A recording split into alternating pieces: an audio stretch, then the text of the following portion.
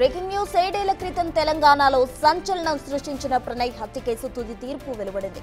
దోషులకు జీవిత ఖైదు పడింది. 2018లో అమృత ప్రణయ్లు కులాంతర ప్రేమ వివాహం చేసుకున్నారు. కులాంతర వివాహం ఇష్టం లేని అమృత తండ్రి మారుతీరావు సుపారీ గ్యాంగ్ తో ప్రణయ్ను 2018 సెప్టెంబర్ 14న మిర్యాలగూడలో హత్య చేయించారు. ఈ హత్య అప్పట్లో తెలుగు రాష్ట్రాల్లో సంచలనంగా మారింది. ప్రణయ్ తండ్రి బాలస్వామి ఫిర్యాదుతో పోలీసులు 8 మందిపై కేసు నమోదు చేశారు. ఈ కేసులో A1గా అమృత తండ్రి మారుతీరావు ఉన్నారు. అయితే కేసు విచారణ దశలో ఉండగానే అమృత తండ్రి ఆత్మహత్య చేసుకున్నారు.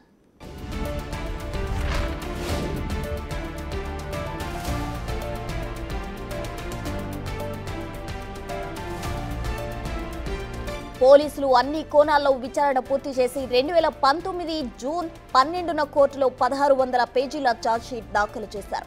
దీంతో విచారణ 5 సంవత్సరాల 9 నెలల పాటు కొనసాగింది. ఛార్జ్షీట్ నివేదిక, పోస్టుమార్టం రిపోర్టు, సైంటిఫిక్ ఎవిడెన్స్లతో పాటు సాక్షులను కూడా న్యాయస్థానం విచారించింది. ఈ కేసులో A2 సుభాష్ శర్మ, A3 అస్గర్ అలీ విచారణ ఖైదీలుగా ఉన్నారు. మిగిలిన 5 నిందితులు బెయిల్పై విడుదలై కోర్టు విచారణకు హాజరవుతున్నారు.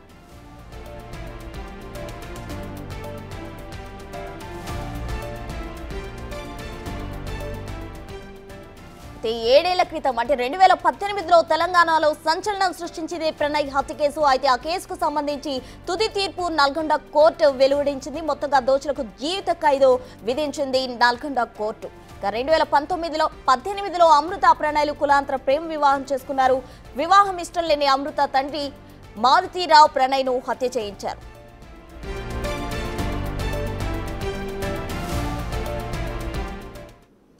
ప్రణయ్ హత్య కేసులో నిందితులుగా ఉన్న దోషులకు జీవిత ఖైదు విధించింది నల్గొండ కోర్టు. పూర్తి వివరాలు మా ప్రతినిధి రమేష్ అందిస్తారు. నల్గొండ నుండి రమేష్.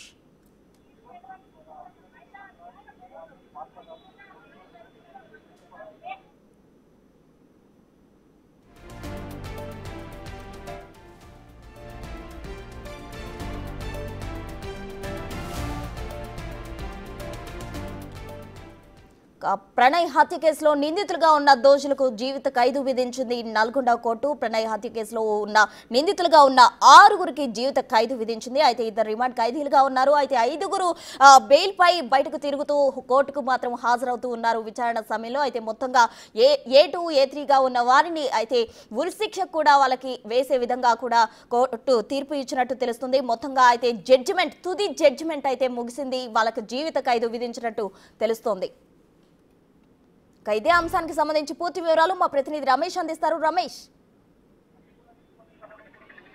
రైట్, ప్రణయ్ హత్య కేసులో కోర్టు సంచలన తీర్పు ఇచ్చింది. మొత్తం 8 మంది నిందితులున్నారు. 8 మందిలో A1 ఇప్పటికే ఆత్మహత్య చేసుకొని చనిపోవడం జరిగింది. ప్రధానంగా A2 నిందితుడు ఎవరైతే ఉన్నారో సుభాష్ శర్మ, బీఆర్ చెందినటువంటి సుభాష్ శర్మకి అతనికి మొత్తం ఉరిశిక్ష విధిస్తూ కూడా ఖరారు చేయడింది. మిగతా నిందితులు ఎవరైతే ఉన్నారో బారీ కానీ, అబ్దుల్ కానీ, కరీం, శ్రవణ్, శివ, నిజాం మిగతా వారందరూ కూడా జీవిత ఖైదు విధిస్తూ కూడా తీర్పునిచ్చింది. మొత్తం 2018 సెప్టెంబర్ 14లో చూడడం జరిగింది. దేశవ్యాప్తంగా కూడా సంచలనం జరిగింది.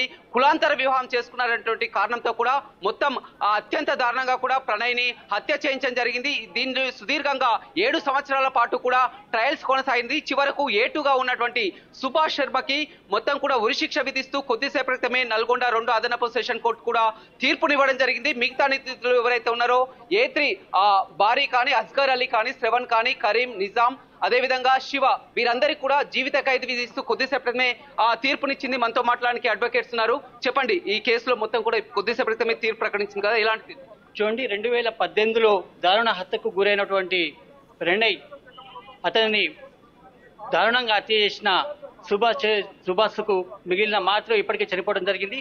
న్యాయస్థానం 78 మంది సాక్షులను విచారించిన క్రమంలో స్పెషల్ న్యాయవాది పబ్లిక్ ప్రాసిక్యూటర్ నియమితులైన దర్శనం నరసింహ గారి చొరవతో ఈ కేసులో అతనికి ఉరిశిక్ష చేయడం జరిగింది. మిగిలిన నిందితులకు కఠిన కారాగార యావజ్జీవ శిక్ష విధించడం జరిగింది. అలాగే 15,000 రూపాయలు ఫైన్ కూడా ఇవ్వడం జరిగింది. దీనిలో ఈ తీర్పు వల్ల న్యాయవాదులందరూ హర్షం వ్యక్తం చేస్తున్నారు. అలాగే బాధితులకు కూడా హర్షం వ్యక్తం చేసే అవకాశం ఉంది. దీనిపై తుది తీర్పు లోబడే వరకు అప్పీల్కు అవకాశం ఉంటుందని జడ్జి గారు, SC/ST జడ్జి గారు తీర్పులో వివరించడం జరిగింది. ఈ తీర్పు నిందితుల గొడ్డలి పెట్టి అని చెప్పవచ్చు. హైకోర్టు కూడా వెళ్ళి అప్పీల్ చేసుకునే అవకాశం కూడా ఇచ్చింది. వీరికి తీర్పు హైకోర్టుకు వెళ్లే అవకాశం కూడా ఇచ్చింది.